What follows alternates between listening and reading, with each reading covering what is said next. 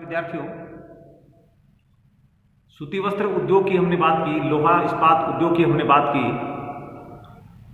आज हम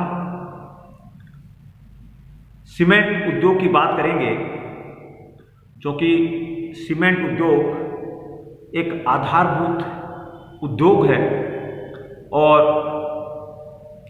इनके वितरण की बात करते हैं तो लगभग भारत के सभी राज्यों में सीमेंट के संयंत्र हमें स्थित मिलेंगे, क्योंकि वर्तमान में जो हम निर्माण कार्य करते हैं उसमें सीमेंट की उपयोगिता बहुत ज़्यादा हो गई है। तो लगभग हर क्षेत्र में सीमेंट की आवश्यकता होती है और इसी कारण भारत में सीमेंट उद्योग काफ़ी फल फूल रहा है, तीव्र गति से विकास कर रहा है। पहले भी, स्वतंत्रता से पहले भी कुछ कारखाने भारत में थे, लेकिन स्वतंत्रता के बाद में काफ़ी मात्रा में सीमेंट उद्योग के संयंत्र भारत में स्थापित हुए, क्योंकि भारत का सबसे पहला जो कारखाना था वो 1904 मद्रास, चेन्नई में स्थापित किया गया।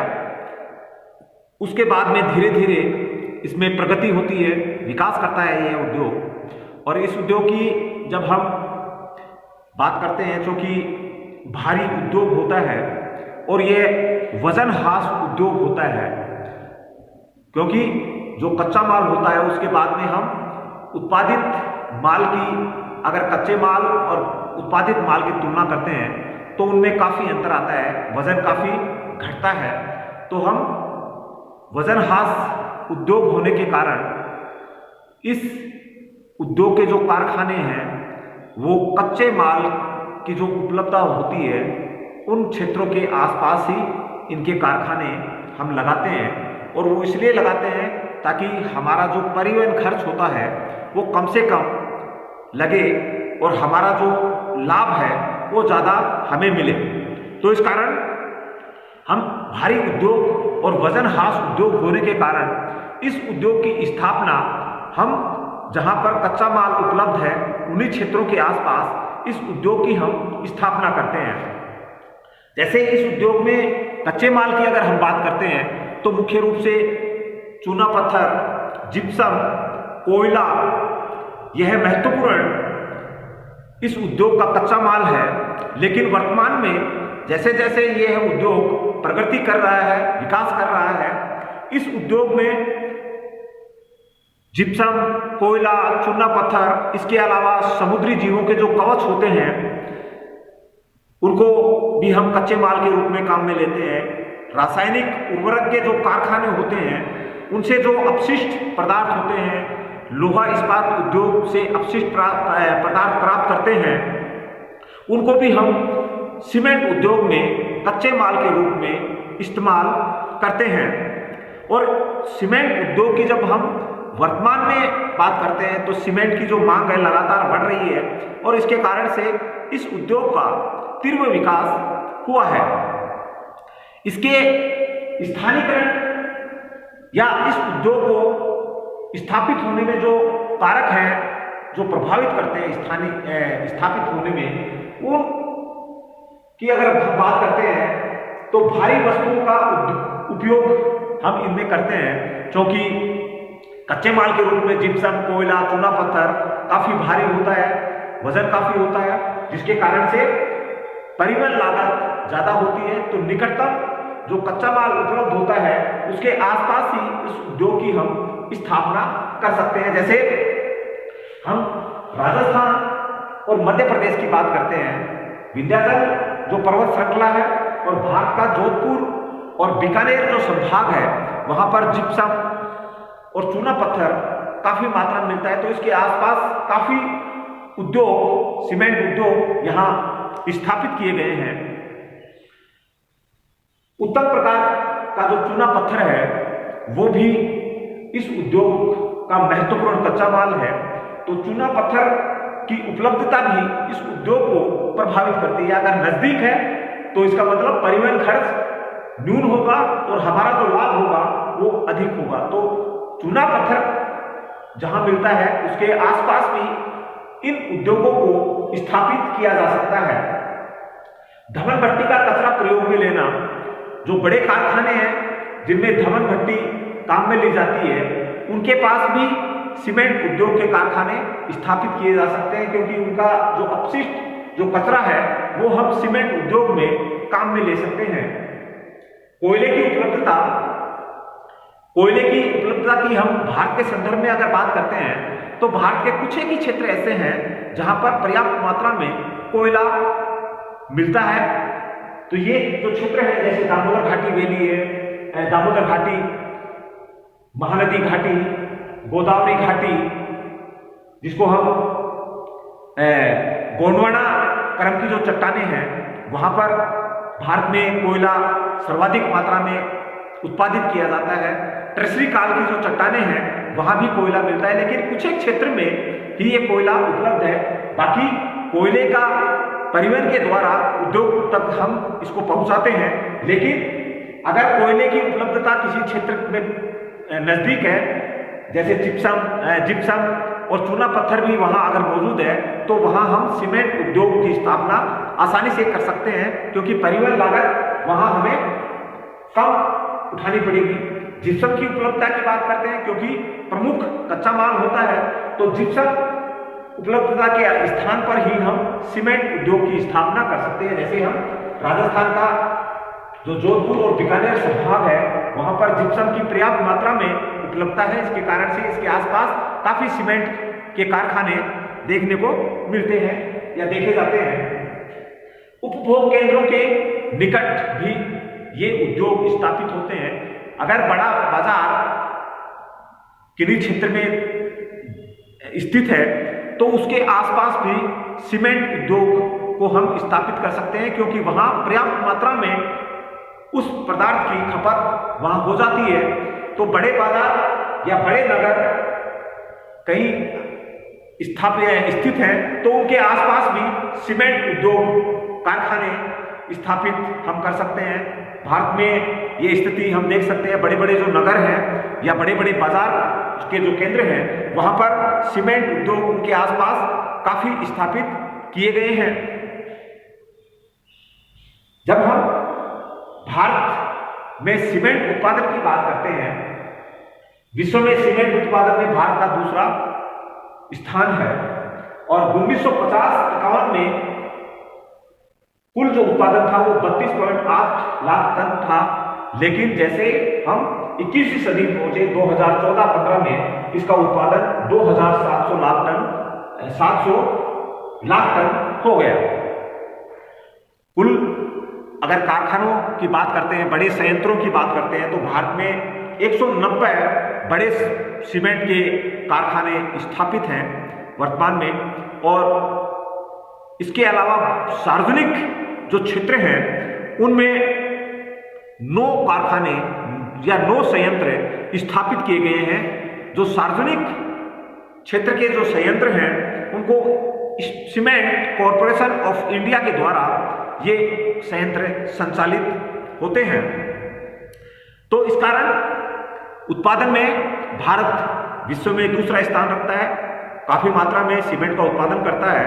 जब हम इसके वितरण की बात करते हैं तो लगभग हर राज्य में इसके कारखाने हमें देखने को मिलते हैं, स्थापित किए गए हैं और हर राज्य कुछ मात्रा में सीमेंट का उत्पादन करता है। आंध्र प्रदेश की सबसे पहले हम बात करते हैं। यहां 18 कारखाने स्थापित हैं और देश का 19% उत्पादन आंध्र प्रदेश राज्य करता है भारत के संदर्भ में। यहाँ कृष्णा, गुंटूर, कुर्नूल, करीमनगर, मॉन्चेरियल, विजयवाड़ा, विशाखापट्टनम, पनायास, चेरांगुलम और आदिलाबाद ये आंध्र प्रदेश के मुख्य सीमेंट उत्पादक केंद्र हैं।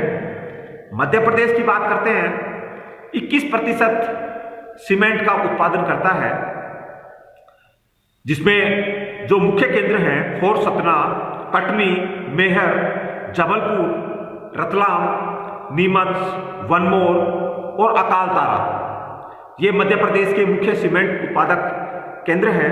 राजस्थान की बात करते हैं तो यहाँ पर लगभग 10.5% सीमेंट का उत्पादन राजस्थान करता है और इसके मुख्य जो केंद्र हैं सीमेंट उत्पादन के वो लाखेरी, चित्तौड़गढ़, नीमाहेड़ा, उदयपुर और अन्य जो छोटे संयंत्र हैं वो भी काफ़ी मात्रा में यहाँ स्थापित किए गए हैं।